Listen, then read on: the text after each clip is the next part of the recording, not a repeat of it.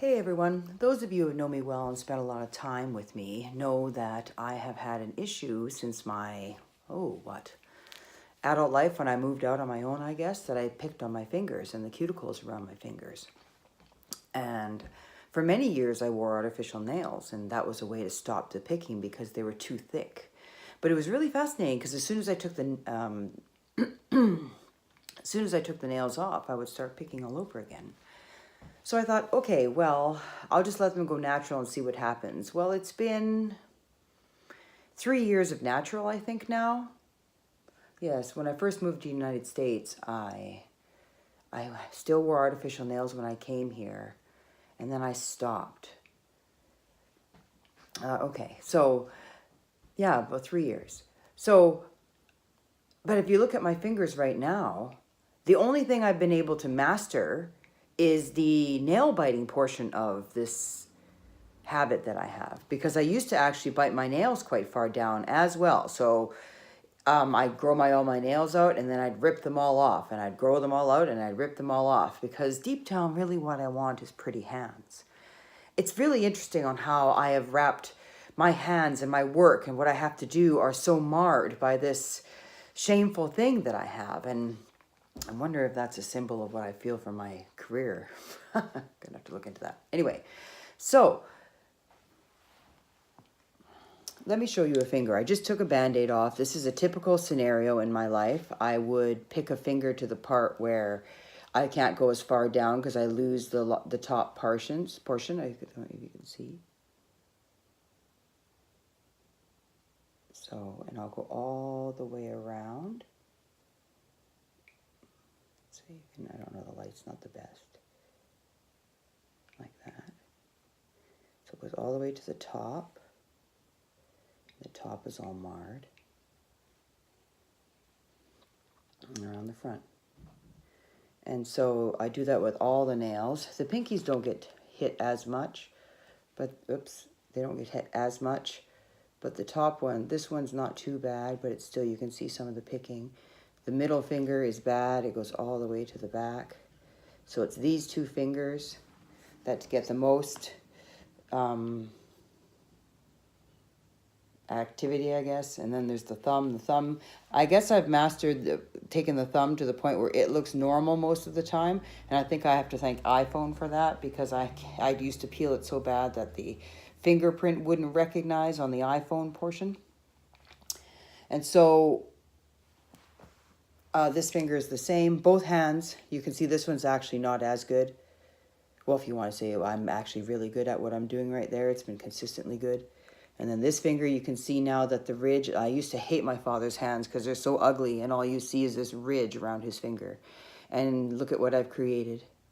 Almost the same ridge. It's not as bad as his, but it's getting there.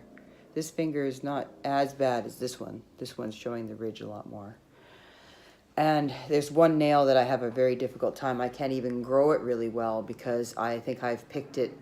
I don't know if it's a picking thing or something, but it always gets broken right there. So this finger is the same. You can see, I don't know if you can see, but that's all picked off.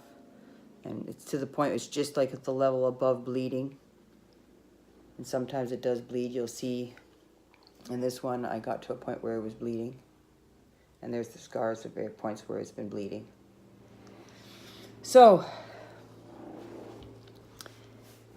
I thought I'd share with you, because it seems that in a lot of my posts I talk from an after situation instead of a during, and I come up with this fabulous answer, but I don't know if I actually share what goes on. So this is where I'm going to share what goes on with these nails. So today I had a Band-Aid on it, it fell off, and I sat there and I thought, okay, this has been a consistent action. Let me back up. For the longest time, I have been beating myself up because I'm not consistent. I don't finish what I start. And a friend of mine brought it up to me, and it bothered me because it was true. There are so many unfinished projects I have. Even in the middle of a project, sometimes I don't finish it, and I have to come back. And living with my husband has been awesome for that because it's helped me.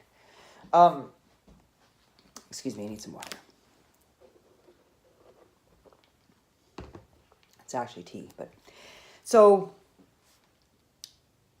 about 2 weeks ago, he was talking to me and he was doing the laundry, and I appreciate that because he does the laundry and I do the laundry.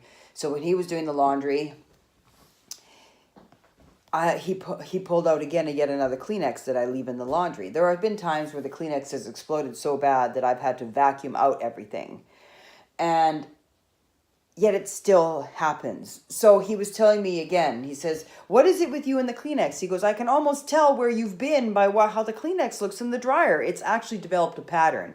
If it's paper towel of a certain kind, of like a napkin from work, it blows up. If it's paper towel, it kind of stays the same. If it's an actual Kleenex, if it's good quality Kleenex, it'll come out looking like a rag that you could use.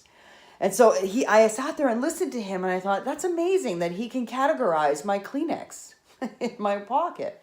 And I thought, wow, imagine how much that's had to happen in order for that to be there. And I go, that's consistency. I've done the exact same thing over and over and over again. Very predictable, consistent. And I thought, well, the issue is not consistency. The issue is what I'm being consistent at. So I thought, well, and when I dropped this on the floor, I thought, oh my gosh, I have consistently done this. This is a pattern. I'll pick, and I go through the same thing. I'm not going to pick this time. I'm only going to pick a little bit. Oh, it's just dry skin anyway. I'm only cleaning my fingernails. I'm only chewing the excess off. I could write a book on all the excuses that I've given to be picking, not to be picking, how to hide the picking so people don't see it. How I try to maneuver my hands in pictures and such so that people don't see my fingertips, to avoid it so that you can't see it because I'm so ashamed and I feel my fingers are so ugly. Yet here I pick. And when I dropped the Band-Aid, I went, oh my gosh, I did it again. Here we are again. And I'm asking myself, Jax, is this the last Band-Aid? Like, when does it stop? I can sit there and say, well, you know what? I have the genetics. My dad has been doing it. How old is he now? I think he's going to be 80 this year.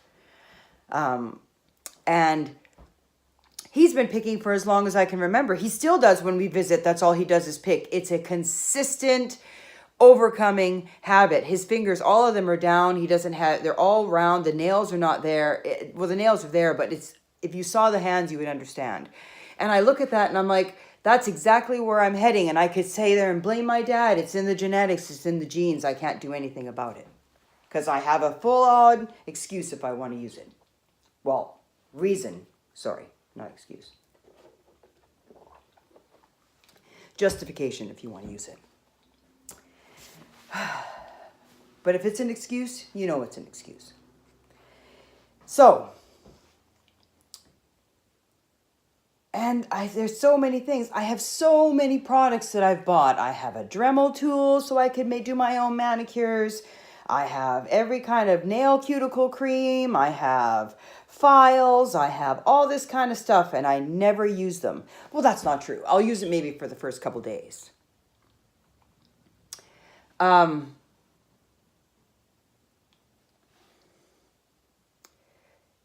And right now, I'm just standing in this place that this has been a consistent pattern my entire life that I can remember. I have either had to bite my nails or bite my cuticles, one or the other. It's been there my whole adult life. And what do I want to do? I can stand here and I have all the reasons and all the life and everything, but I'm aware now that I have a choice, that could actually be my past.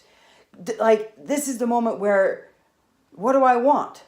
Now, I've wanted pretty hands for a long time, and I've tried to use meditations and affirmations and visualizations, and I've tried those things, and still, here I pick. Here's my Band-Aid. And I'm very frustrated because, well, I guess frustrated is not the word. I just feel really stuck because this is not what I want, but I'm really trying to figure out how to change it. So if the stuff that I'm studying right now is true, then what should happen is at this moment, where the past will end. Now, I'm not naive to think that it's going to be instantaneous. It could be. It could be cold turkey. It actually could be a brand new start. Because you know what? People have gone cold turkey over things. It's not impossible. So if it's been done once, it can be done again. So, okay, well, can I do it? Maybe, maybe not. but at least I'm going to stand here and try. And I'm also going to realize and re-understand that if there is some backlash of stuff that comes, because I have been banging this drum for a long time, a very long time. And sometimes it may take a little longer to get through it, and that's okay. But I want to get through it. I want pretty hands. And even right now, I'm sitting there thinking, oh my gosh, can I do it? Can I do it? Can I do it? I've tried so many times and I've failed. Well, I also didn't understand this concept before either, knowing that there is an outcome that I can change, that it's based on thought and feeling. And that when I look at that outcome, I can choose. And even if I make a slight change that's not what I want and focus on something different, that situation, that pattern has changed. It may only change 1%, but then I have 1% more strength than the next time I face it. So, okay, well then I'm not going to be the same person the next time it comes around. I'm actually going to be stronger. So, okay. So here I am. Even with all the doubt I feel, and even with all the past, I want this to be my last Band-Aid. That's what I want. And when I come into each situation, realize that I have an outcome that I can walk into. If I continue picking from that point when I catch myself, then I am walking into the outcome of the Band-Aid. If I justify by, I feel something that's going and I have to put a justification for why I'm picking, I'm walking in the outcome of the Band-Aid. If I hide my hands and feel the shame that goes with that, then I am walking into the Band-Aid, the outcome of the Band-Aid. Because then there's no escape. It stays there. It's always going to stay the same. And I don't want that either. I want to have peace. I want to feel good about my hands. I want to feel good about myself. So,